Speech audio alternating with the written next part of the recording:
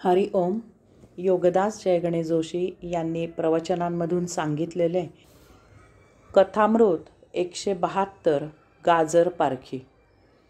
अफलातून नगरीच्या बाहेर जरा आडवाटेवर एक मोठा वटवृक्ष होता. त्याच्या बुंध्याशी चांगला ऐसपैस चौथरा बांधलेला होता. तेथे एकांत असल्याचे पाहून एक साधू पहाटेच्या वेळी त्या चौथऱ्यावर योग साधना करून ध्यानाला बसला. तेथे वस्ती वर्दळ नसल्यामुळे अल्प काळातच त्या साधूची समाधी लागली. त्याची अगदी ब्रह्मानंदी टाळी लागली. अजून तितकेसे नीट दिसायला लागले नव्हते. तिकडून एक गृहस्थ चालत चालत परगावी चालला होता. त्याने डोळे मिटलेल्या त्या साधूला पाहिले आणि तो मनात म्हणाला की हा काय आळशी माणूस आहे. सकाळ झाली तरीही याला झोपेतून उठवतच नाही. उठून बसल्या बसल्या तसाच पुन्हा झोपून गेला आहे. असे झोपून कसे चालेल? काम कोण करील? पैसा कोण मिळवेल? सकाळी लवकर उठावे, कामधंद्याला सुरुवात करावी. छे, असे म्हणून तो तेथून निघून गेला. त्यानंतर लगबगीने चालत चालत तेथे एक चोर आला. तो त्या साधूला पाहून मनात म्हणाला की हा रात्री चोरी करून दमून झाडाखाली बसल्या बसल्या झोपला आहे. त्यापेक्षा घरी जाऊन झोपावे. शिपायांच्या नजरेस पडला तर पकडला जाईल. काही भानगड सुरू व्हायच्या आत आपण येथून पळून जावे, हे उत्तम. असे म्हणून तो चोर तेथून पळून गेला. त्यानंतर तेथे एक दारुड्या आला. त्याने त्या साधूला पाहून म्हटले की हा रात्री दारू ढोसून येथे बसून झिंकतो आहे.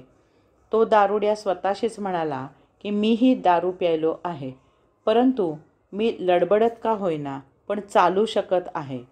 हा अजून नवीन आहे, अजून तयार व्हायचा आहे. असं म्हणून तो झोकांड्या देत तेथून निघून गेला. त्यानंतर तेथे एक साधू आला. त्याने ओळखले की या भाग्यवान योग्याची समाधी लागली आहे.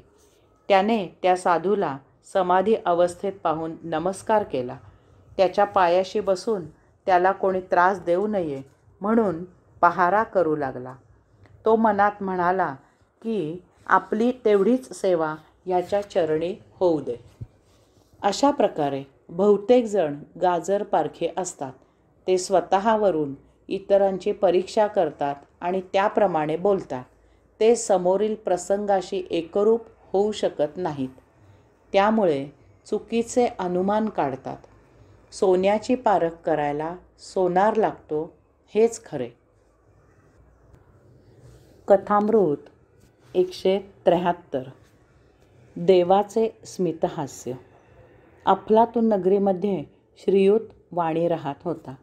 आई वडील, गुणी बायको आणि एक छानसा मुलगा असा त्याचा अगदी आटोपशीर परंतु सुंदर संसार होता.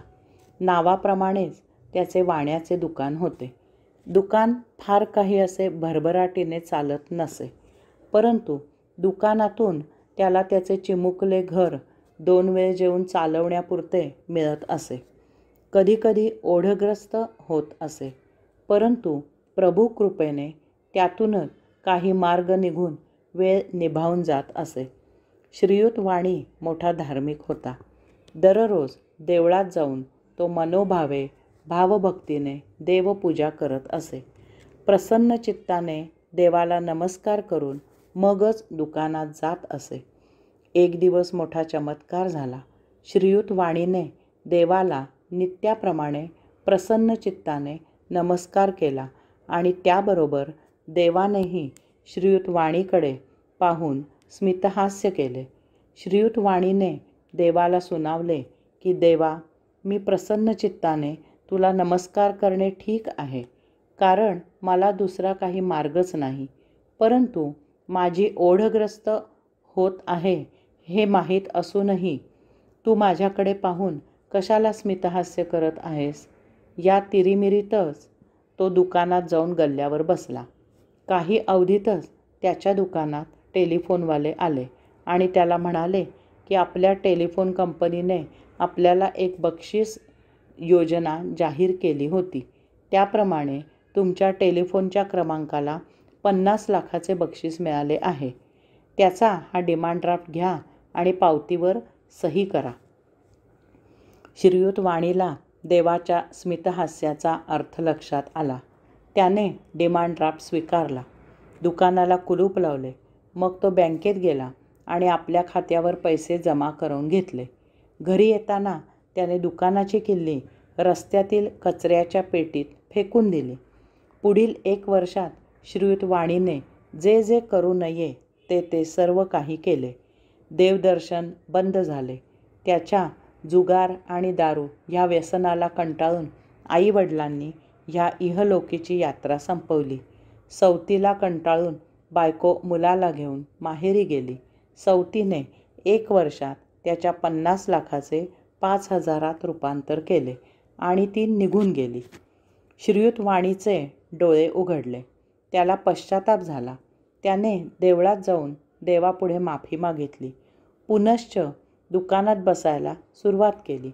एक दिवस दुकानात टेलिफोनवाले आले आणि त्याला म्हणाले की आपल्या टेलिफोन कंपनीने एक बक्षीस योजना जाहीर केली आहे. हा डिमांड ड्राफ्ट घ्या आणि पावतीवर सही करा. श्रीयुत वाणीने दुकानाला कुलूप लावले. बँकेत पैसे जमा करून पैसे काढले आणि देवाच्या देणगी पेटीत घातले. देवाला प्रसन्न चित्ताने नमस्कार केला. देवाने स्मितहास्य केले. श्रीयुत वाणी देवाला म्हणाला, गतवर्षीच्या आणि आजच्या स्मितहास्याचा अर्थ मला आज समजला.